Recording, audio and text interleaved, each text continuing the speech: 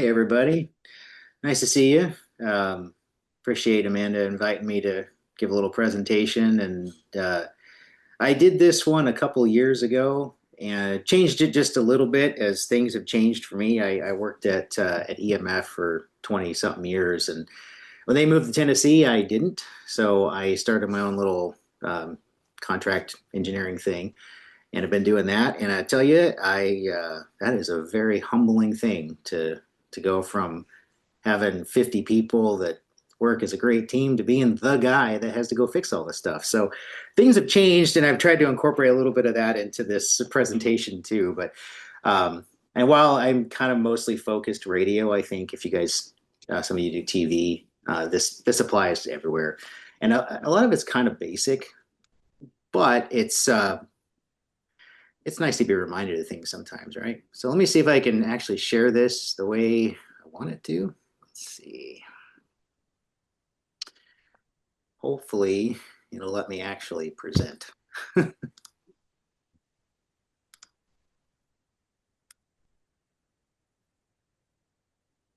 All right, can everybody see that? Yes, sir. Yeah. All right, cool. No, we don't see it. Are you teasing?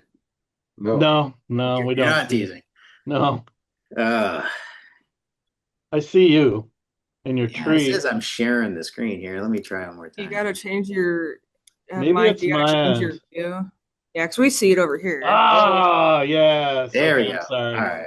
I'm My like, Why you bad. Zoom's can't work an lying app to for me? me, which wouldn't be the first time. So That's better. Now we got you. Sorry yeah. about that.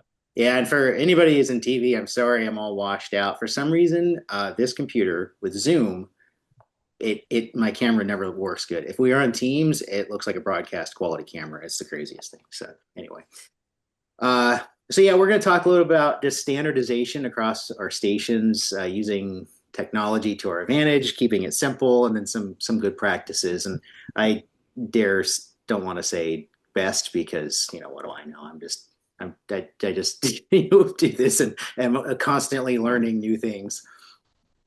So, just a little bit about this cookie cutter concept. Those of you who know K-Love, Air One, EMF, this came out of basically a necessity. We had a pretty small team, very few engineers, and we were building stations like they were going out of style.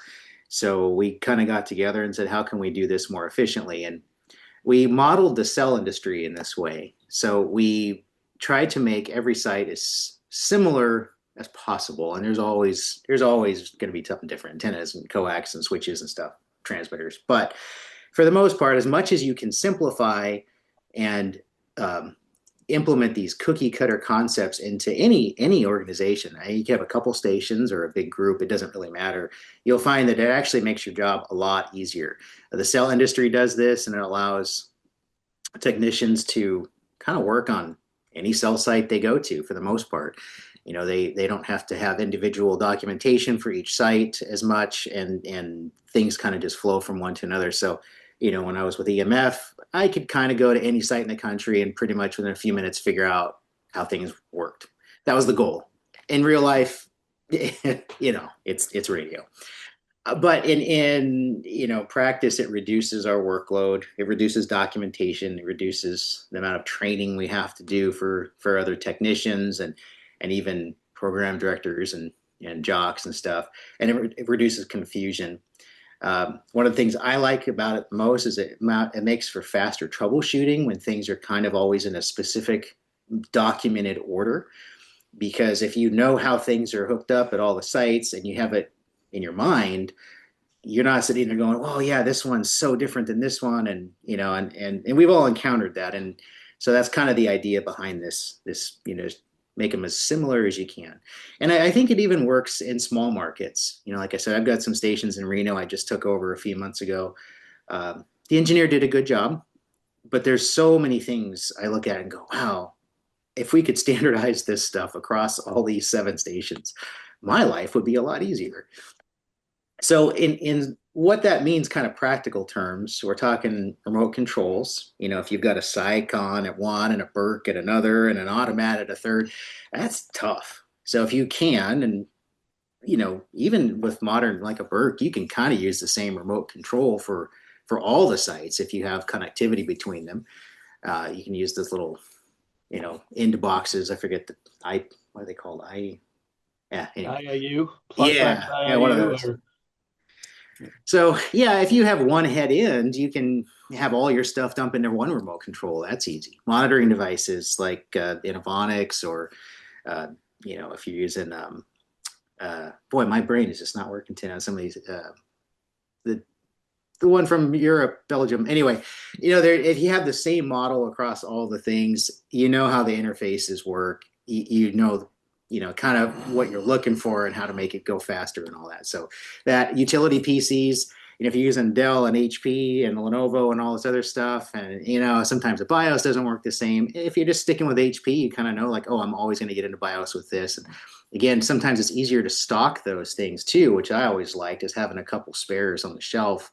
RDS encoders, same thing. It makes it easier to distribute your metadata if you're using the same model across all of them. UPSs, even, I know that sounds kind of funny because they all do the same thing, but there are differences between CyberPower and APC and Eaton, and even the battery capacities. Some of them use 9 amp batteries and some are 7. And so if you kind of have the same, then hey, I just always got to keep a couple of these on the shelf. Network switches and firewalls, I mean, that seems fairly straightforward if you're mixing Juniper and Cisco and edge routers and all the other stuff, and every site's different. Again, now you got to learn 3 different, oh, this is a Fortinet one, and this is a Sonic wall, and you should try to keep things the same. HD importers and exporters, I mean, that kind of goes with the transmitter. Yeah, you can use an FMXI 4G on a Nautel if you really, really want to, but why? Audio processing, if the PDO lets you, it's nice to kind of have all the same similar boxes. If you're using Telos uh, or Ban or whomever, Wheatstone, if they're all kind of the same, then your stations all sound the same. You can do firmware updates at the same time, and things kind of just flow. But beyond hardware, and this is the stuff where a lot of us engineers, especially in the contract world, we can hopefully do these things if we have the freedom. So like IP addresses, one of the most frustrating things sometimes is trying to remember what IP address was assigned to what thing. So if you go across your sites and you say, okay, so all my sites are going to be standardized with the remote control at .25, no matter whatever the prefixes are, the last octet will be 25. The UPS will be at 26. The RDS will be at 27. My off-air receiver 28, etc. And you have that documented somewhere. Then all you have to know is the first set of IP addresses. And if they're all on the same VLAN, well, then that makes it a little bit harder, but then you can just go up one subnet and say, okay, so 10.4.7 is this site, .8 is this site, .9 is that site, etc. And that's it takes a little work, obviously, if you're starting from scratch, but as you move those things along, again, that muscle memory when you're trying to troubleshoot is super helpful because I don't have to look it up. I just have to know the first couple octets, and the rest of it, I'm good. Cabling standards, I think, remote control is kind of the same thing. On is always on the same relay, off on the same relay, raise, lower, resets. It just makes it easier when you're pounding commands into thing or looking on a Burke grid. You're like, oh, it's always going to be this button for transmitter on. Cabling standards, I think this is really standard across all of our industries. But if you're using color coded Cat5, it makes your racks so much easier to understand. One of the most frustrating things I remember ever doing way back in my early days at K-Love when we had no money and no stuff, I built an entire rack out of purple Belden wire, because that was the only wire on the shelf, and that was remote control, audio, everything. And later we were like, oh my gosh, like what a hot mess. So if you move to, hey, all my control cable is this color, my AOIP is this color, uh, digital audio is this versus analog audio is that. And if you write it down, then later you're always kind of following that same standard. Labeling the same thing. If you pick a standard for it, if you like to use numbers in a spreadsheet, or you want to have your source and destination, kind of just follow that practice across every new cable. And I know how much fun it is to try to relabel a site. That's not a joy, but if you do little bits at a time, at least it kind of gets better. Um, Having your rack elevations the same is really helpful if possible. If you've got a lot of stations that are kind of in your group, if you got a group of stations, and you have, say, I'm going to start with my audio flow top to bottom or bottom to top, and so I bring in the STL first and it flows down, or whatever. Just kind of have that in your mind and sort of follow the same. That also makes it a lot easier. We used to do this all the time. We'd be able to tell people like, oh, it's the blue device at about chest level, or it's installed at the 1 and 2 RU positions, or whatever. Um, just kind of think about that. If you're building a new site, this is a lot easier than going back and trying to rewire. But if you have the opportunity to gut your rack and rewire it, think about, how do I want the rack to be laid out? For me, I like a flow, as best as possible, where you have your air chain kind of naturally either ascend or descend in the rack versus just a bunch of random stuff stuffed wherever it fit. Because again, it makes it really difficult to troubleshoot if you don't get in that rack very often, or you're working with an undocumented rack entirely. That's even worse. But at least if someone had some forethought on it, you're like, okay, well, it's going to flow from this direction. And I put this in here too. Clearly document your standards. So whatever standard you make, that's the great part, is for them, make your standard, but write it down. Because if we don't write our standards down, they're not really standards. We won't be able to communicate them to the next person if we didn't, or to our contractors, or to our assistants, or anybody else we have in the building that can look at this and go, okay, I see what you did, and here's my documentation on the wiring, on the thought for the cables, the IP addresses, the rack elevations, all that stuff. It can just be it really doesn't have to be a very complex document, just something that someone could look at and say, oh, I see what you did. The other thing to think is scale. As I've seen with my time at EMF and a few other clients I have who have a number of stations, the hardest part is thinking about what works today and what works tomorrow. And radio is a very interesting thing right now. We're in a weird time, and I don't think there's any other way to put it. So it's difficult to forecast too far out. But if you think of it like, okay, what would I do if we bought another cluster, or we bought another 5 stations in the market, or we sold 5 of the stations we have? As you kind of think about the scale of your standardization, it will help you identify those areas that make the most sense, and other things that don't make it doesn't really matter too much. If you've got 3 AMs that you're probably going to turn off in the next 10 years, not as big a deal. But if you've got a bunch of FMs, and that they want to grow the network or something like that, they want to move more toward IP delivery versus satellite, that maybe you've got a new automation system coming up, you're moving from next gen to Zeta, or whatever it happens to be. If you have that in your mind, that's on the radar, then you can start going, okay, so I'm going to build out my standards now, but when we get to that project, I'll implement all these things across them. That's kind of the idea. And if everything's pretty static, then I would say build out the standards that make the most sense today, and just start slowly implementing them during site visits. If take an extra 10 minutes and make a few more cable labels, or change out a few cables that are the wrong color or whatever. And over time, you can start getting your sites into a really nice position. And this bottom one here is is something I've definitely come to appreciate in the last few months, taking over a few more stations. But please document this stuff. I could go on for an hour about the chaos I've been unwinding. I wanted to put a picture of from Christmas Vacation of a little kid taking up the ball of Christmas lights and being asked to untangle them, because some of these lights, I'm like, what the heck were you thinking, man? And there's no documentation anywhere, and you just like, I don't know what this computer does. It's a computer sitting here with no monitor, no keyboard. It's hooked up to the network. What's it do? And that's just like the top of the iceberg there. So writing stuff down, making IPAMs and DCIMs and other things like that to help people understand what you were thinking is a nice gift to the future engineers. So talking about standardizing, again, muscle memory.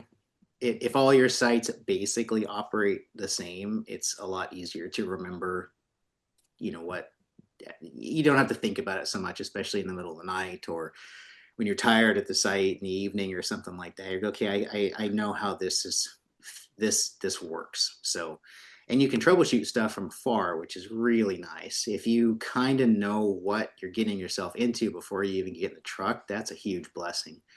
Uh, Sites without remote control or any telemetry, you're just okay. It's off. Well, now what? But if you have enough of that stuff locked in there, and we'll talk a little bit about some of the technology, which we've all seen at NAB and stuff. But the more tech you have in there that helps you get a better picture of what you're looking at, you could probably diagnose, oh, the UPS shut off. It's actually this, or I lost the controller of the Nautel, or my Comrex died, or something where you have that ability to kind of see this is where the audio flows to, and this is where it stops. So standardizing helps that a lot because we don't have to think about it so much. We can actually just use it for muscle memory. And one of the great things is I can rob a backup to get us back on the air. If I use brick links on all my sites and I've got a spare, hey, I can take it and put it on this guy's station and we're back on the air again without having to, call BSW or whatever. And we can stock spares for things like that. UPSs are a funny thing. I've had so many stations go off the air because of UPSs that failed. They're a love-hate relationship. And I know you don't want to have too many on a shelf, but if you buy UPSs, keep them plugged in, or at least plug them in every month or two, make sure the batteries stay fresh and all that. Some of these things really do have a shelf life, and you have to kind of be careful with your spares. But cycle, maybe say, okay, well, I'm gonna put my spare in use every year and take that out and use the other one as a spare now or something just to help that. Again, when you have the same devices across your network, it makes it easier. And if you buy a lot of stuff, it helps build relationships with vendors because sometimes you can get deals on pallets of stuff. If you're doing a forklift upgrade of a bunch of stations, ask for those big details. I've had a lot of luck with vendors saying, hey, if I buy 10, what can I get one for free or something? And yeah, sometimes they say, yeah, it's pretty nice. So again, I know I'm preaching to the choir here, but we've seen some major advances in technology in the last 10 to 15 years. I remember walking around NAB back in the early 2000s and people couldn't even spell SNMP. And now it's like, if it doesn't come with SNMP, I don't know what they're thinking. So we can use this to our advantage, especially as there's fewer engineers taking care of more and more stations. I love SNMP, uh, even if it's just to capture data, because it's low bandwidth, it's super fast. It doesn't require you to wire 50 things up. You have it on the network, and you just throw a MIB in your remote control or wherever, and you've got all this data at your fingertips. I just absolutely love that. Um, and I put on here, connect everything in the rack you can to the internet. Just do it safely. We've seen way too many devices get hacked with, was it Barracks that was the recent one that got tackled? RDS encoders. It's crazy. People hack these things. I had I'm helping with the beta test team within Avonics on one of their new receivers. And I opened it up to the internet. I put a port forwarding on it to port 80. So I had an external port of like 2000, forwarded its port 80 on the internal network. Within 2 days, it got hacked. And what they did was they logged in, they uploaded a file to play because this new receiver has the ability to play files if silent. Uploaded a file, had a bunch of terrible curse words and a website on it, locked the thing, and it bricked it. I had to send it back to Innovonics to have them unbrick the thing. If that was on the air, that station would have been playing Lord only knows what, and now we'd be out of device. And that was with port forwarding. So we have to really think about being careful exposing stuff to the internet, but we want everything connected. And that takes some firewall know-how and some careful planning around that. And that's kind of where I put down here at the bottom, going out of order a little bit. If you don't have VPN, one of the things that I think works really well is to put a cheap PC a Nook or one of those little $200 Windows jobs you get on Amazon. Just put it at the site and use, get a real VNC subscription, not the free ones that you open VNC ports to the world. You gotta get a real one like Remote PC or Real VNC or one of those, and you can log into that thing and you're sitting at the tower site and it works great. You make sure you're careful with Windows updates because it will reboot at the worst possible time and things like that. But and make sure it comes back on after a power outage. Check the BIOS for that. But that is a great way to keep everything connected without having to expose it to the public internet. If you do have VPN and firewalls that connect your sites with VLANs and stuff, that's even better. But if you don't, these little $200 PCs are a phenomenal way to get started with that. You can look at cameras and everything right there, like you're sitting at the tower site. You can even do SSH and get into your Nautel if you have to reset something. I mean, it's pretty cool. And yeah, moving on to AOIP. I mean, 5 years ago, this didn't seem to be as big a topic, but now I'm not sure too many people use analog. As nice as sometimes I love analog. It's so simple. The AOIP is pretty cool. It reduces all the wiring and these new consoles. You have a Cat5, and sometimes it's even PoE powered. It's just crazy. So much easier for wiring, but it does add a lot of complexity. And so that's where I kind of put in here. Choose your platform based on your station's needs. If you've got a big network, it makes sense sometimes to go with the biggest AOIP provider.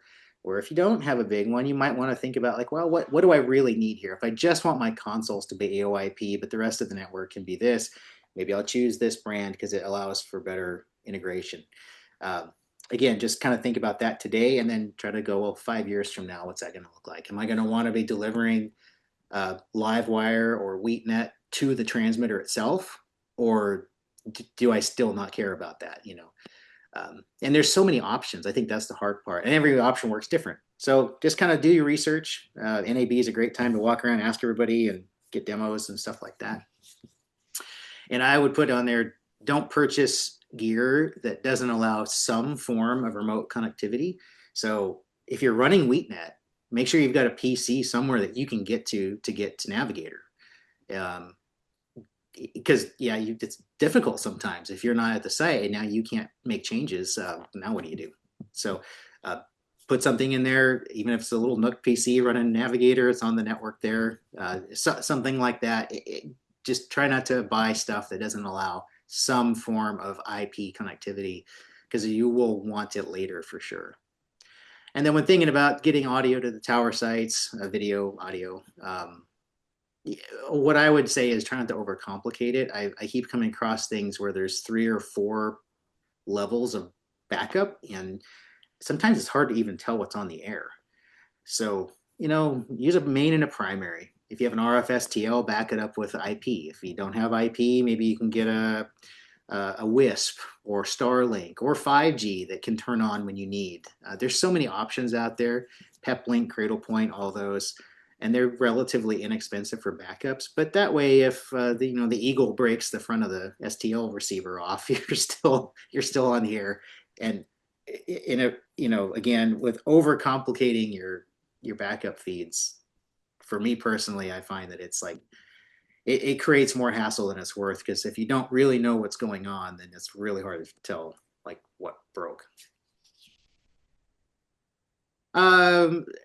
So this is kind of an interesting piece here, headless remote controls. I don't know if you guys have been looking around at this much, but there's some neat stuff coming out. Some of this stuff was written for networking, like Libre. It's a network management system. It's pretty cool. There's a couple broadcasters using it. It's not Burke. It's a little complicated and cumbersome to set up, but it's very powerful. And it relies almost entirely on SNMP and polling and things like that. It really is excellent for monitoring networks. And I'm talking like, network switch health, anything that provides that sort of detail. So you do have to load, you do a lot of loading into it to make things, get them ready, but it is a pretty interesting thing to look at. if you want to move into something where you don't want a box doing your remote control. You just run it on a PC. You can run it in the cloud too on AWS. I would always caution that having too much connected to the cloud, especially for emergencies, if that cloud gets disconnected, you're not going to know or be able to manage your stuff. But maybe you can have both. And Libre is free. It's open source, so it's something you can probably load on a Raspberry Pi and play with it a little bit if you wanted to try. So I talked earlier about documenting IP addresses and stuff like that. Netbox is actually a really cool product. It again is free to run it yourself. You can put in sites and layer everything nicely. You can do your rack elevations where you can click on a picture you've put in the rack. It'll take you to that device. It is not for logging. It is for documentation. And you can put just about everything in there that you could possibly ever want to know about your IP stuff. Physical addresses of the sites, contact information for the landlord, contact information for the IP provider, everything. And again, if you run it yourself on a PC, it's totally free. It's a little bit to set up, but it's something to look at. They also offer a hosted version, but I've heard it's really expensive. And then kind of intra-industry here, AAT has come out with the Empower app. I have not had a chance really to play with it much, but the idea is it allows engineers to manage operations of their stuff through a phone app. So you put in a device that kind of is an SNMP concentrator in your site. It captures all the information and sends it to the cloud. I don't know about connecting to the device on-prem through the app or anything like that. So that's some stuff that maybe we can talk to them at NAB about. And if you guys have others, by all means, holler them out because I'm sure there's 10 other ones that do the same thing. And then, yeah, as we talked about, basic 101 stuff. Don't connect stuff to the internet without some safety nets in place. Always put devices behind a firewall, even if it's a cheap TP link. It's better than having nothing. If you expose your device to the internet, especially if it's something that is critical to on-air safety, you will probably regret it. Default passwords. I love admin, but for crying out loud, we got to move on from that. One of the things I'd like to do, if devices allow you to have backup users, so let's say you have an admin account and you make a password something, add another one that's your name or engineer or something. It also is a backup admin account. Make the passwords a little bit complicated and make them different. That way, if somebody loses the first one, you still have a chance to get in to backup. And document these things, password managers or some kind of secure document that you've encrypted and put somewhere. I mean, even Google Sheets is probably fine as long as it's not being shared. Just don't share that one. And as I mentioned, the port forwarding thing is a big deal. If you have to port forward, try to use what they call it, ACL, the access control list. Try to make sure that forwarding only works from certain IPs or something like that, because if you port forward SSH or Telnet or FTP or even web and it has a user pass, these little bots go out there and they find these things and they do it quick. I had a Raspberry Pi get hacked in 20 minutes one time when I left SSH open to the internet. 20 minutes. So it doesn't take long. So just always think about keep it on the internet, but as far away from the public internet as possible. And going back again, use VPNs if you can, or a local PC. This is kind of just rehashing again. Password managers. And I will touch on this though. Whenever humanly possible, don't be the only person who knows the passwords to the systems. I'm actually dealing with that with a client right now. The former engineer left and everything was tied 2FA to his phone. He has personal email addresses on a lot of systems that are corporately owned.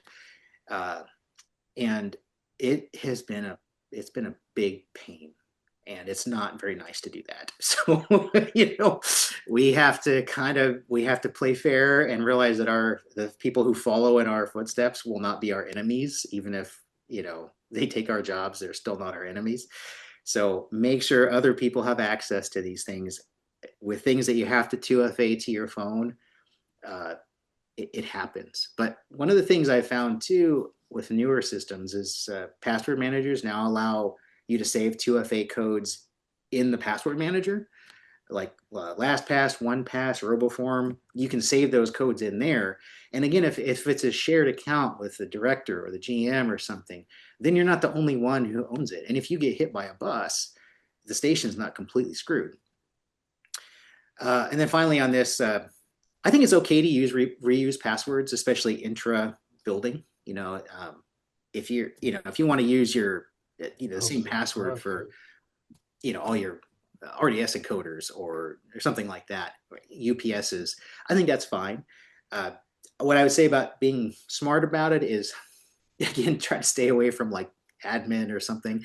If you can, make it something that's like easy to remember but not hard. So use the call sign like UPS KCHO or something like that, and you're like, okay, I'm at this call sign, so the password is this, and that way it's a different password, but it's the same. If that makes sense, you've got that standard.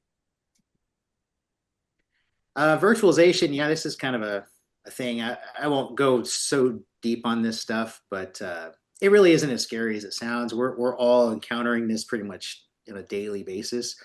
Uh, if you have any automation system anywhere, it's virtualized in some way, shape, or form. We used to use CDs and carts and tapes and records, and now we don't. We use, files.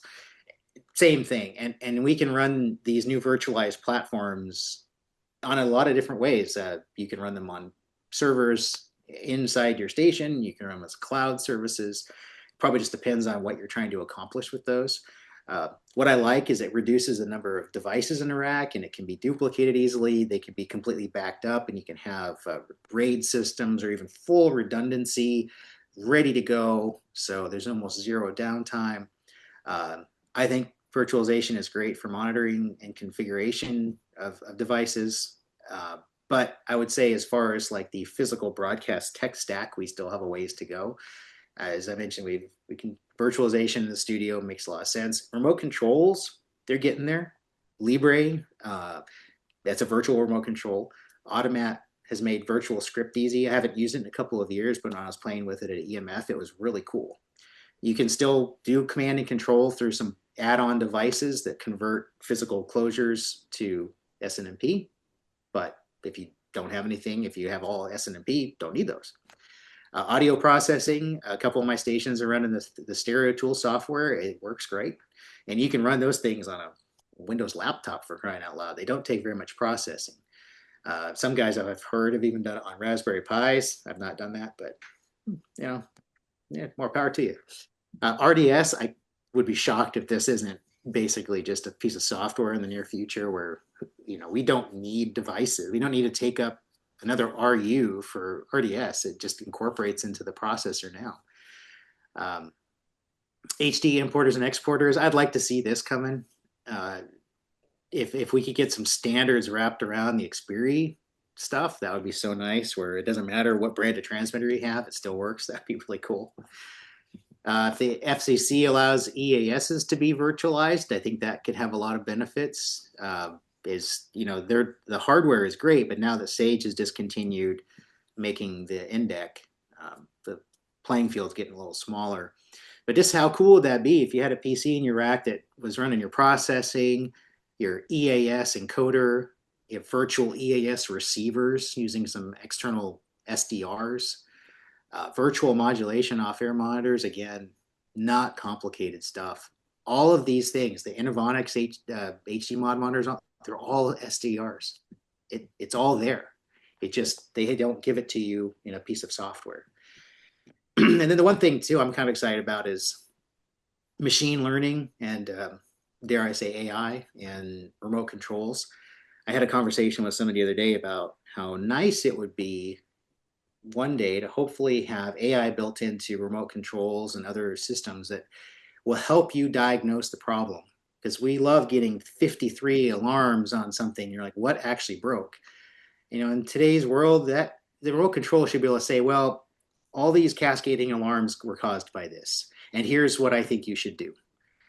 And maybe even give it control. It could be the HAL 9000 where it actually fixes it for you. It says, hey, I saw that the main transmitter lost audio.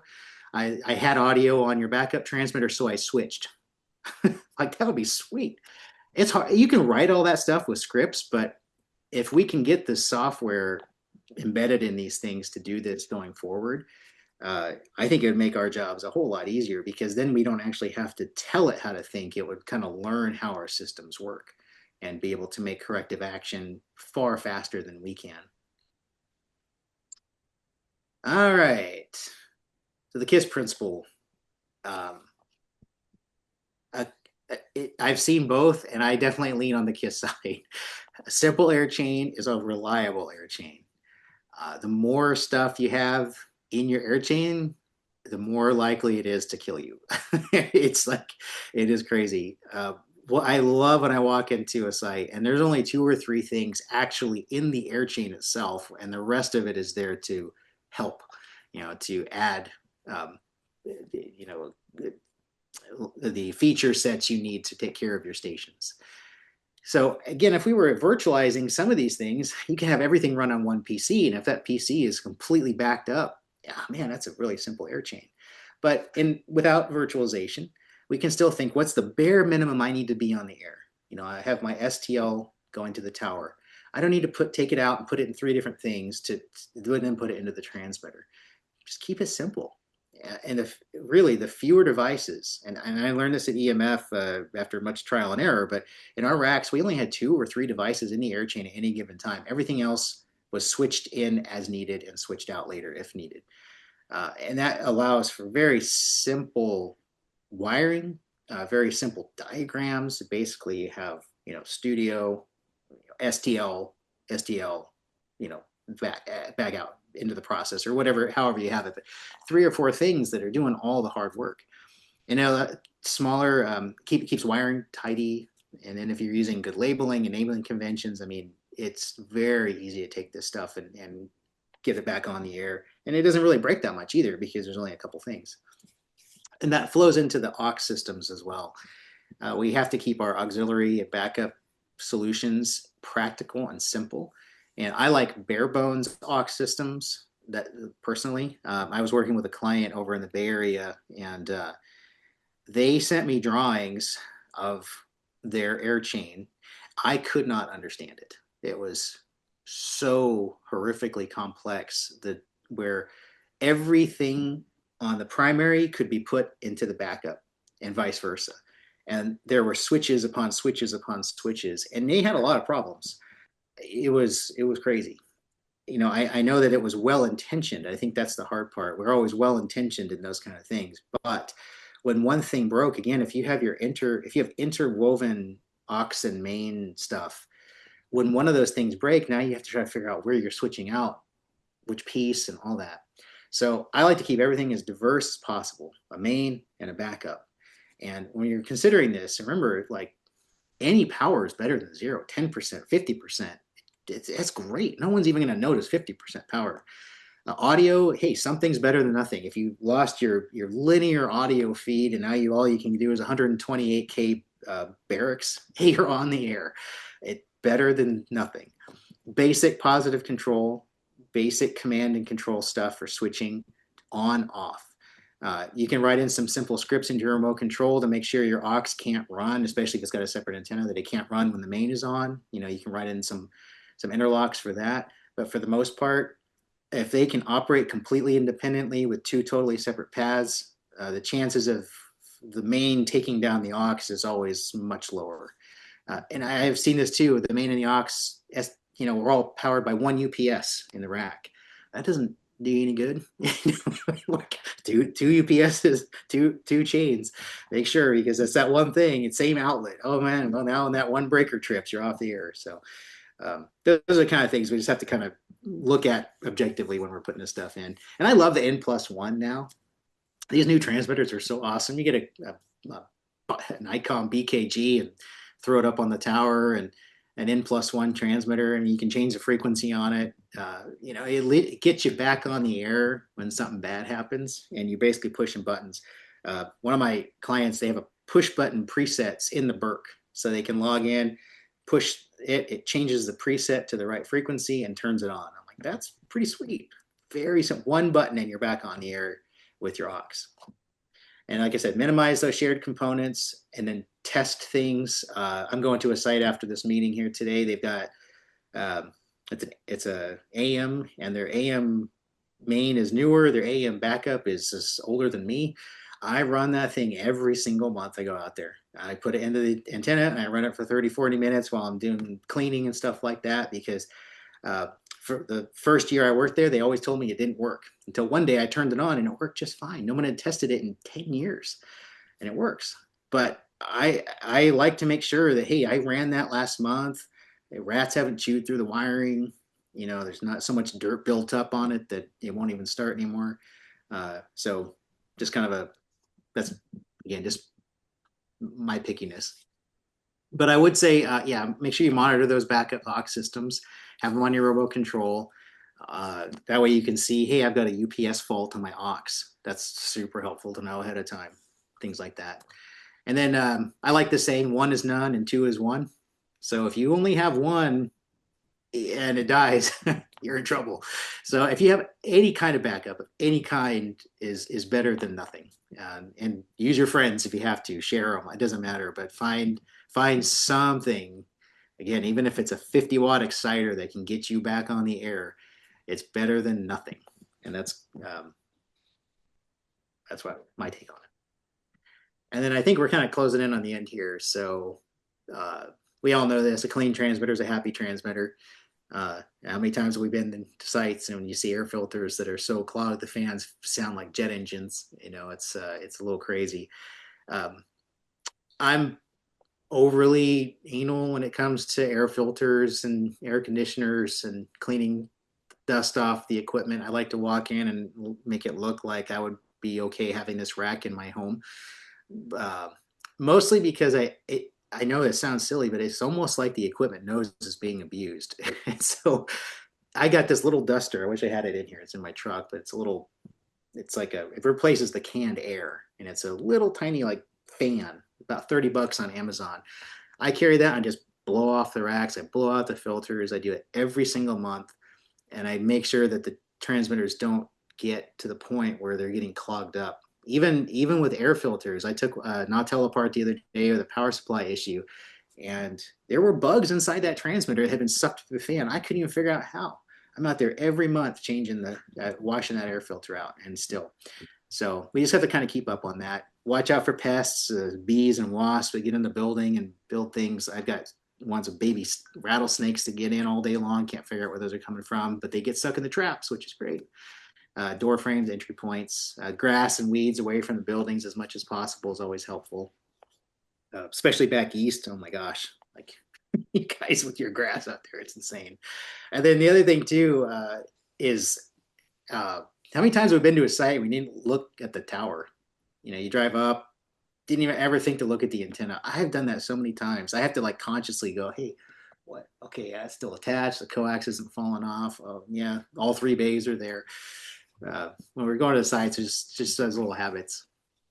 Um, Again, kind of going back to the standardization thing, it really isn't job security to be the only one who knows how everything works because they're not going to hire you back if they hated you in the first place. So just write this stuff down, put it somewhere that they can find it, a binder, a folder on a shared drive, something like that. Again, we engineers are not enemies. We're friends. We all are a group, and we shouldn't be kind of hoarding information about things just so nobody else can have it. Especially if it's like the station owner, he needs to have access. Whether or not he looks at it, he should have it. I like living documents. I'm a big fan of either like OneDrive or Google Sheets or one of those kind of things where you can always have fresh information where it's accessible, especially it's on your phone, it's on your iPad, it's on your computer, wherever. Printed documents are great, but they get outdated very quickly. So it's just something to think about if you're if you're in an active environment. Sometimes living documents are better. And then if you can train somebody to be your backup, give them these documents. Just at least show them the site and give them a key and say, hey, if we're off, I might need you to drive up there and I'll walk you through anything. And that's where the standardization piece comes back in. You're like, hey, I can actually tell you where in the rack that thing is and where it goes. Um, information security protocols. We've talked a lot about this already, but we want to make sure we're putting document or passwords in a safe place. We're keeping copies of them, changing default username and passwords, and avoid using the same passwords for everything at every site. If your favorite password is, kitty cat, and you put it in every single device and someone gets into your network, they're probably going to figure out, oh, I can probably try kitty cat and it's going to open everything. If you can incorporate your frequency or call sign or tower registration number or whatever into your standard password that you can remember, it makes it a little bit more secure if somebody gets in. Yeah, kind of rehashing all this stuff here. Don't put stuff on the internet unless it's protected. Change default username and passwords. And just remember, if somebody gets in to your network through a device, especially a PC, it can be a really bad day, especially if things aren't segmented out. So consider that. So I think that kind of covers everything. I did all the talking. You guys have questions, or you want to throw rotten tomatoes at me or anything? Any thoughts that you have to share? Jeremy, this is Chris. I was we use a SNMP monitor in our company, and we found those things are really handy. And there's some, I think you mentioned some similar things, but like yesterday, we had this big wind event that you sent us. Thank you, You're from welcome. California. The snow's And coming. as Amanda and I were coming in from running an errand, she was telling me that her phone was lighting up with RSSI changes Yeah. on all the different microwave paths, because we have that all set up to watch all of those things. And sure, you could put all that in a remote control, and we do. but we have this SNMP monitor, and you can set limits and all of that stuff, and it'll blow up your phone. So Yeah. and you can set them up to just ping something every minute or whatever, and be sure that I'm still here, I'm still alive, and all that. Anyway, Which one do you use? This one is PRTG, and it's free for up to 100 devices, and that's enough for a. Oh yeah.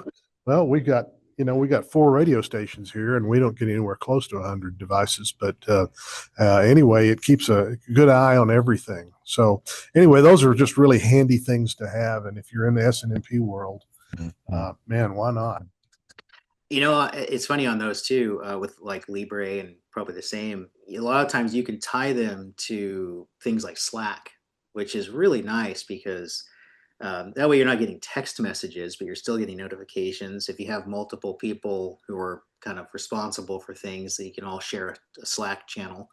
All that stuff goes there, and you go, well, yeah, the UPS batteries are giving me hassle, or the RSSI is going out, or whatever. I love that kind of stuff. In fact, actually, I just put in a couple of Innovonic site streamers, an FM and an AM one. Really simple little device, and it's nice. It scrolls through your stations, and I set it up to send SNMP alarms when things were not happy. What I found, which was interesting, how it caused me to troubleshoot another problem, was I was getting these wildly varying RSSIs, and I could see it in the SNMP logs. I'm like, what in the world is going on here? Well, I traced it back to this 8-port active splitter that was feeding the on-air monitors in the studios. It's dying. It had a fault on it. And so it was doing this. And no one in the studio had ever mentioned things were getting fuzzy, but the Innovonics was like, wow, your signal varies like constantly. So I ordered another one, and I never would have known that would happen if it wasn't for that thing. Until the day when they go, all the stations are off the air. I'm like, no, they're not. They're all fine.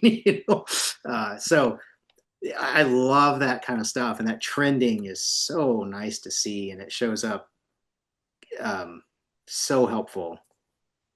Even last week, maybe it was Monday, the station went off. I went out there, and the voltage in the Nautel had dropped just below the threshold. One of those old Meanwell power supplies. So I thought the power supply died. I opened it up. I'm like, no, it's totally fine. It just had drifted down. And I just looked at my logs, which I'm anal about, taking paper logs. And I'm like, every month for the last 2 months, or every month for the last 6 months, it's been going down. I didn't notice. I was like, wow, if I had been paying attention to that, I would have been able to fix this beforehand. Start at 47, 46, 45, 40. Oh. If I had had that monitored more carefully, I could have got trending, caught that alarm, and they wouldn't have been off the air. So, Yeah, PRTG does the trending. In fact, Mike we're using PRTG or something else to monitor. We were talking about Meanwell power supplies. He was having some transmitter issues with a couple of Nautel transmitters, and he used some of the trending functions to actually watch what was going on and kind of figured it out that way. I use the graphing system that's easy to set up in the Burke, and I was able to see when the duty cycle was changing on the transmitter. And we found out that there was actually 44 kilohertz leakage in the power supply. The wow. voltage was fine, but there was a bunch of 44 kilohertz. And of course, that doesn't show up on a multimeter because it doesn't see that high frequency. So when I switch my multimeter over to AC to see if there was do that to see if there's any ripple, it didn't show anything. So I stopped looking there. And after a while, of having the problem, I hooked the scope up to it, and I'm like, oh, there it is. And sure enough, on the was it 15-volt output, I think there was 44 kilohertz sitting there. Wow. Yeah. N+1 stuff, always N+1 on Meanwell power supplies. Just saying. Yeah. Yeah. It's nice to have spares. Yep.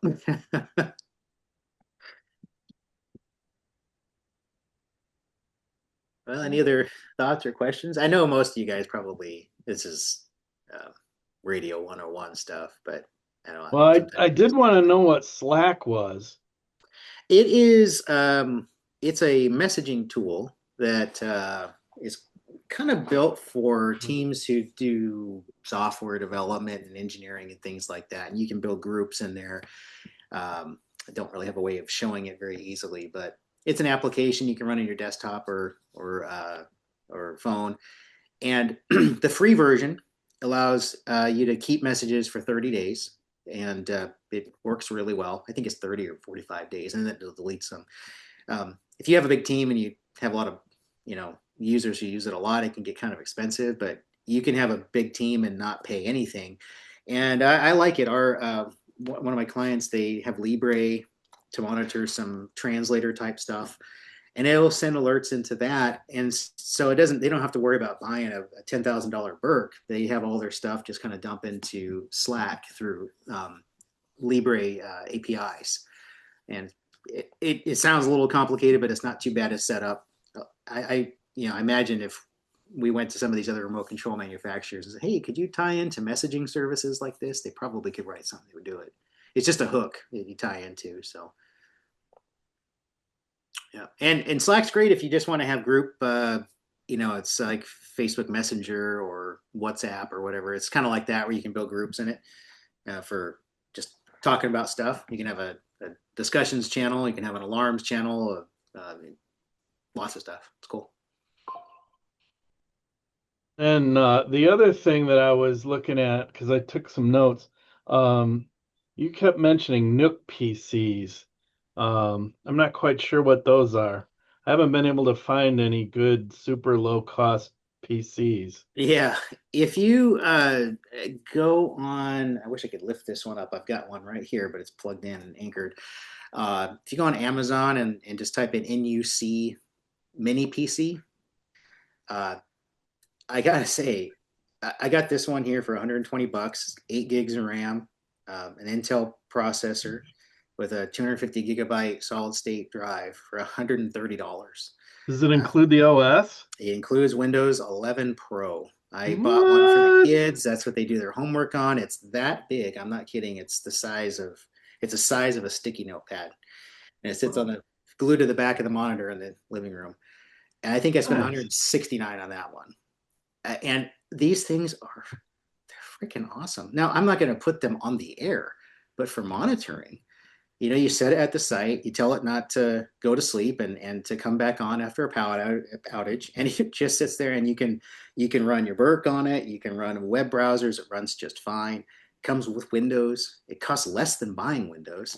I Yeah. bet you could integrate it into Active Directory easily if you wanted to. So yeah, they're Nook Mini PC, and there's 50 different brands.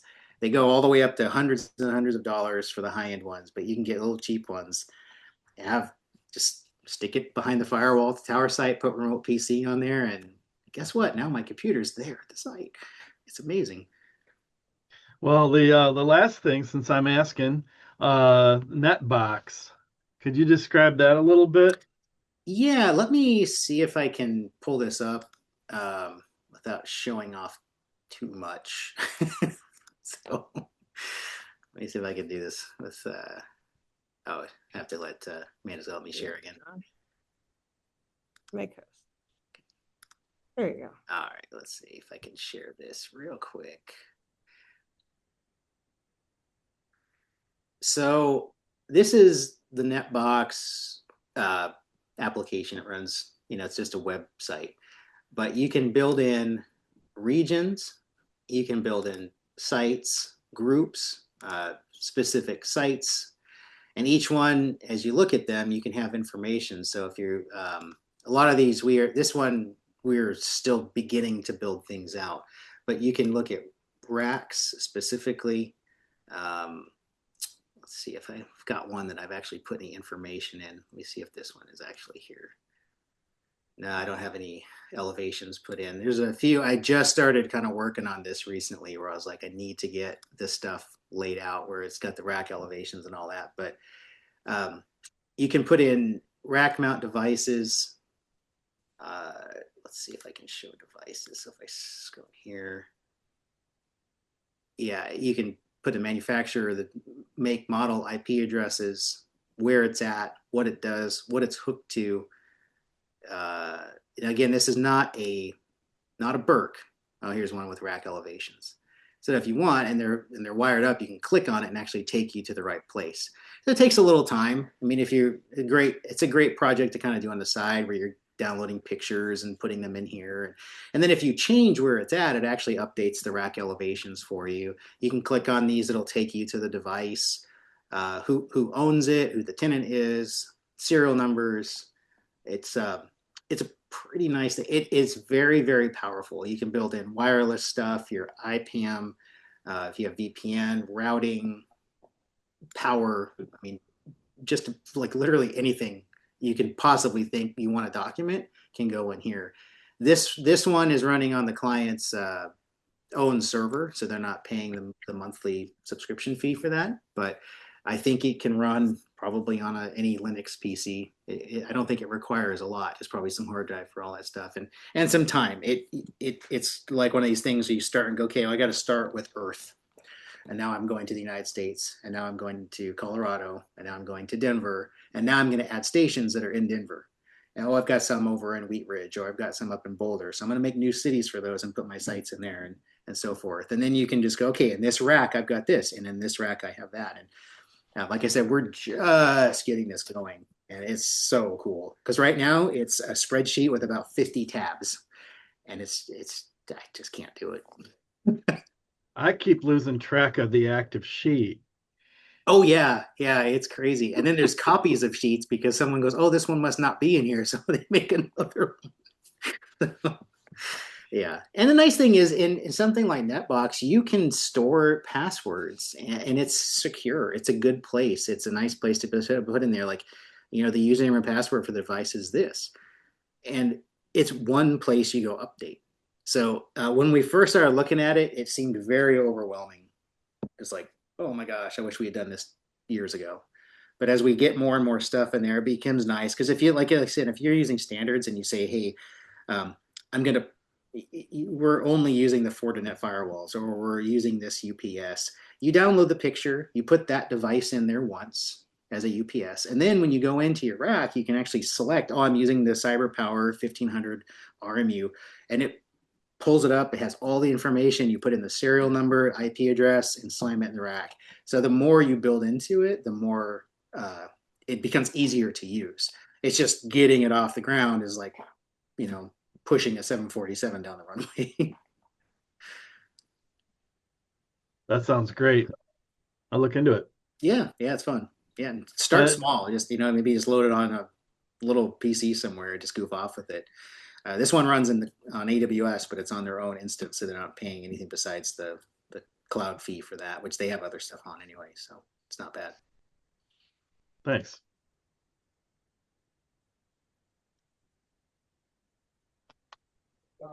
Anybody else? No?